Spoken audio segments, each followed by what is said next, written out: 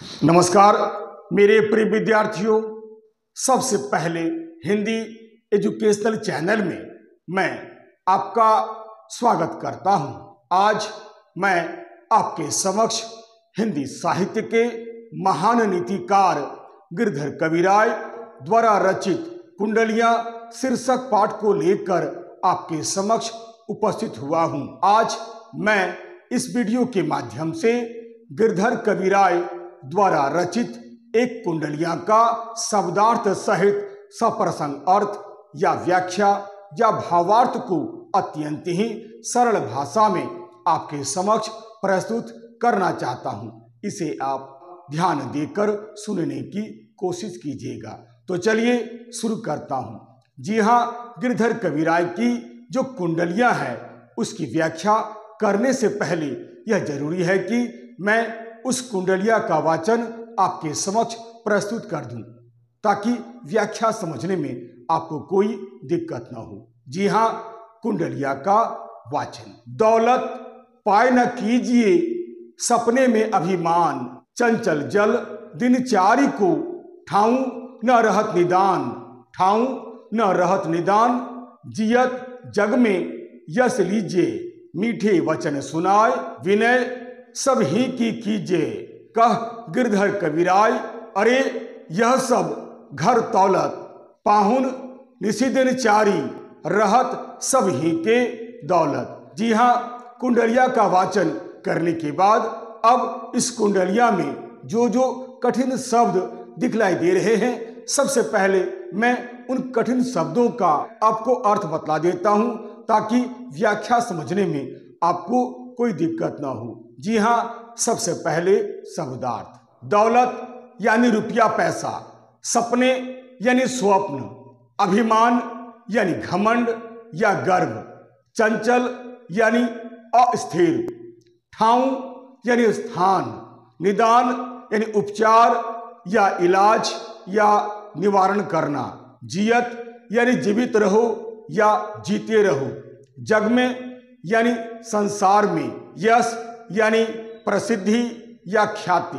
प्राप्त करना, लीजिए यानी लेना, मीठे वचन यानी मीठी बोली, सुनाए यानी सुनाकर या बोलकर, विनय यानी विनम्रता, घर दौलत यानी घर में पहुंचकर तौलता है, परखता है, पाहुन यानी अतिथि या मेहमान, निशी यानी रात, चारी यानी 4 दिन।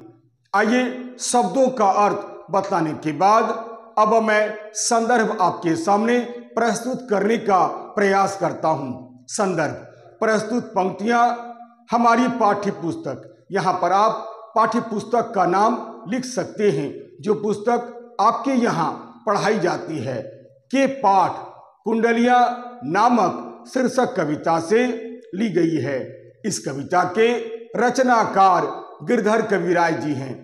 जी हाँ, गिरधर कविराय हिंदी साहित्य के अंतर्गत रीतिकाल के एक महान नीतिकार हैं। आइए संदर्भ के बाद अब प्रसंग। प्रस्तुत कुंडलिया में कवि ने मानव वृत्ति के बारे में विचार प्रकट करते हुए कहा है कि मनुष्य को कभी भी धन दौलत की प्राप्ति हो जाने पर गर्व नहीं करना चाहिए, क्योंकि धन दौलत कभी भी एक जगह टिकता नहीं है। जो व्यक्ति संपत्ति प्राप्त होने पर विनम्रता का व्यवहार करते हैं, उन्हें संसार में बड़ा यश प्राप्त होता है। गिरधर कविराय जी ने इस कुंडलिया में मानव जीवन से जुड़ी हुई बातों को बड़े सुंदर ढंग से बतलाने का प्रयास किया है। आइए संदर्भ और प्रसंग बतलाने के बाद अब मैं पहले की भांति एक एक पंक्ति पढ़ता हूं, फिर शब्दों का अर्थ बतलाते हुए उसकी व्याख्या आपके समक्ष प्रस्तुत करता हूं। इसे आप ध्यान देकर सुनने की कोशिश कीजिएगा। जी हाँ, पहली पंक्ति भावार्थ। दौलत पाए न कीजिए सपने में अभिमान। दौलत यानी रुपया पैसा या धन दौलत, कीजिए यानी करना, सपने में यानी स्वप्न में भी, अभिमान यानी घमंड। गिरधर कविराय एक बहुत ही अनुभवी व्यक्ति थे तथा एक यथार्थवादी कवि थे। उन्होंने इस कुंडलियां के माध्यम से मानव मात्र को संदेश देते हुए कहा है कि हे भाइयों, हे सज्जनों, धन दौलत या धन संपत्ति के आ जाने पर तुम सपने में भी अभिमान नहीं करना। तुम्हें कभी भी धन दौलत को पाकर सपने में भी अभिमान नहीं करना चाहिए। कहने का अर्थ यह है कि यदि अचानक तुम्हारे पास धन दौलत या रुपया पैसा आ जाए तो तुम स्वप्न में भी अभिमान नहीं करना, क्योंकि धन दौलत बड़ा ही चंचल होता है। धन दौलत कभी भी एक व्यक्ति के पास सदा नहीं रहता है, इसलिए तुम्हें ऐसे समय में बिल्कुल चुपचाप रहना चाहिए। आइए अब अगली पंक्ति, हमारी अगली पंक्ति है, दूसरी पंक्ति है, चंचल जल दिनचारी को ठाऊं न रहत निदान। चंचल यानी अस्थिर, जल यानी पानी, दिनचारी को यानी 4 दिन के लिए, ठाऊं यानी ठहरना, रहत यानी रहना, निदान यानी उपचार या इलाज या निवारण। कवि आगे कहते हैं कि हे मनुष्य, हे सज्जन, तुम यह याद रखो कि यह लक्ष्मी यानी यह धन दौलत बिल्कुल चंचल जल के समान होता है। यह सदा एक जगह यानी एक स्थान पर बिल्कुल टिकता नहीं है। कभी भी यह धन दौलत एक व्यक्ति के पास नहीं रहता है। अर्थात कवि का यह मानना है कि धन दौलत तो बिल्कुल चलयमान पानी के समान होता है। चंचल जल दिनचारी को ठाऊं न रहत निदान, यानी जिस प्रकार पानी एक जगह पर कुछ दिनों तक नहीं ठहरता है, बल्कि जिधर ढलान होता है पानी उधर ही बहकर चला जाता है, ठीक वैसे ही लक्ष्मी या रुपया पैसा या धन दौलत कभी भी एक जगह पर नहीं ठहरता है। कुछ दिनों के बाद वही धन दौलत किसी और व्यक्ति के पास पहुंच जाता है। अब अगली पंक्ति, हमारी अगली पंक्ति है, ठाऊं न रहत निदान जियत जग में यश लीजिए। ठाऊं यानी ठहरना, निदान यानी उपचार, जियत यानी जीना या जीवित रखो, जग में यानी इस संसार में, यश यानी ख्याति या प्रसिद्धि, लीजिए यानी लीजिए। यहाँ कभी कहना चाहते हैं कि हे मनुष्य, याद रखो, जब तक तुम्हारे पास यह धन दौलत है और जब तक तुम जीवित हो तब तक तुम्हें अच्छा काम करना चाहिए और समाज में यश को प्राप्त करने का प्रयास करना चाहिए। ठाऊं न रहत निदान जियत जग में यश लीजिए, यानी तुम तभी तक यश प्राप्त कर सकोगे जब तक तुम्हारे पास धन दौलत है। धन दौलत प्राप्त हो जाने पर इस धन दौलत से दान पुण्य करके यश कमाने का, यश प्राप्त करने का प्रयास करना चाहिए। यानी धन दौलत आ जाने से या बहुत सारा धन दौलत आ जाने से इसके द्वारा दान पुण्य करके यश प्राप्त करने का प्रयास करना चाहिए, क्योंकि ऐसा मौका बार बार नहीं मिलता है। अब मैं अगली पंक्ति पढ़ता हूं। अगली पंक्ति है, मीठे वचन सुनाए विनय सब ही की कीजिए। मीठे वचन यानी मीठी बोली, सुनाए यानी सुनाकर, विनय यानी विनम्रता, सब ही की कीजिए यानी सबके साथ विनम्रता का व्यवहार कीजिए। कवि आगे कहते हैं कि हे मनुष्य, यही नहीं, धन दौलत आ जाने पर आपको सबके साथ मीठे वचन बोलना चाहिए, सबके साथ विनम्रता का व्यवहार करना चाहिए। यानी को जग में चाहे कोई भी हो, चाहे वह अमीर हो या गरीब, बड़ा हो या छोटा, को सबके साथ मधुर वचन बोलकर सबके साथ विनम्रता पूर्वक व्यवहार करना चाहिए। आप सबके साथ मिलजुल कर रहें।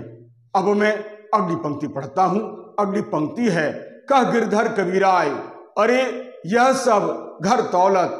कह गिरधर कबीराय यानी गिरधर कबीराय जी कहते हैं, अरे यानी हे सज्जनों, हे मनुष्य, घर दौलत यानी घर में पहुंचकर तौलता है, परखता है।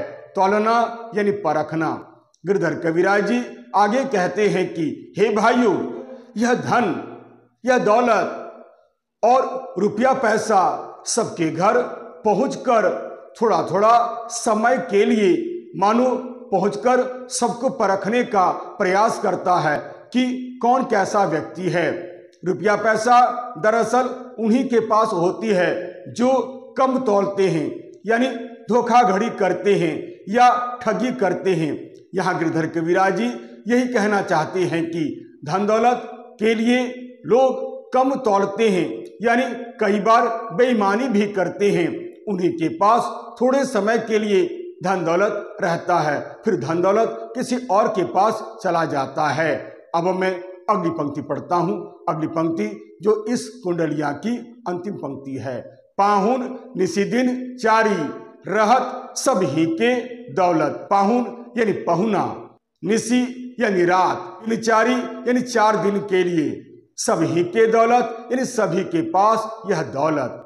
गिरधर कविराज जी अंत में कहते हैं कि मेरा तो यही मानना है कि धन दौलत या फिर रुपया पैसा बिल्कुल एक पाहुन की तरह होता है, बिल्कुल एक मेहमान की तरह होता है। जैसे मेहमान 2-4 दिन के लिए घर में आता है, 2-4 दिन के लिए घर में ठहरता है, फिर चला जाता है, ठीक उसी प्रकार यह रुपया पैसा या फिर धन दौलत बिल्कुल मेहमान की तरह होता है। 2-4 दिन के लिए हमारे पास आता है, फिर वह कहीं और चला जाता है, फिर वह किसी और व्यक्ति के पास पहुंच जाता है। अतः हे मनुष्य, तुम्हें कभी भी इस धन दौलत पर घमंड नहीं करना चाहिए, क्योंकि धन दौलत या रुपया पैसा बड़ा ही चंचल होता है। लक्ष्मी धन की देवी कहलाती है। वह कभी भी एक व्यक्ति के पास ज्यादा दिनों तक नहीं रहती है, फिर यह धन दौलत किसी और के पास चला जाता है। इस प्रकार धन दौलत पाकर हमें कभी भी बिल्कुल घमंड नहीं करना चाहिए, क्योंकि यह धन दौलत बिल्कुल अतिथि के समान 2-4 दिन के लिए ही, यानी थोड़े समय के लिए ही हमारे पास रहता है, फिर वह धन दौलत किसी और के पास पहुंच जाता है। इस पर हमें कभी भी घमंड नहीं करना चाहिए, बल्कि धन दौलत आ जाने पर हमें सदा इसका सदुपयोग करना चाहिए। जो व्यक्ति संपत्ति प्राप्त होने पर विनम्रता का व्यवहार करते हैं, उन्हें संसार में बड़ा यश प्राप्त होता है। आशा करता हूं आप इस कुंडलिया का अर्थ अच्छी तरह से समझ गए होंगे। आइए अब इस कुंडलिया में जो खास बातें बताई गई है उसे भी मैं आपको विशेष के रूप में बतला देता हूं। आइए अब विशेष। जी हाँ, यह एक नीति प्रधान कुंडलिया है। इस कुंडलिया में कवि गिरधर कविराज ने धन दौलत या रुपया पैसा के महत्व को बतलाकर हमें कभी भी धन दौलत पर या रुपया पैसा पर घमंड नहीं करने का परामर्श दिया है, क्योंकि धन दौलत कभी भी एक जगह पर टिकता ही नहीं है।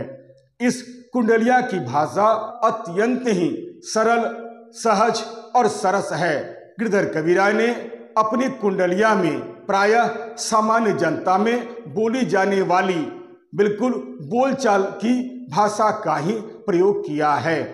प्रस्तुत कुंडलिया में कवि ने मानव जीवन से जुड़ी हुई महत्वपूर्ण बातों को बड़े ही सुंदर ढंग से बताने का प्रयास किया है। आशा करता हूं आप इस कुंडलिया का अर्थ अच्छी तरह से समझ गए होंगे।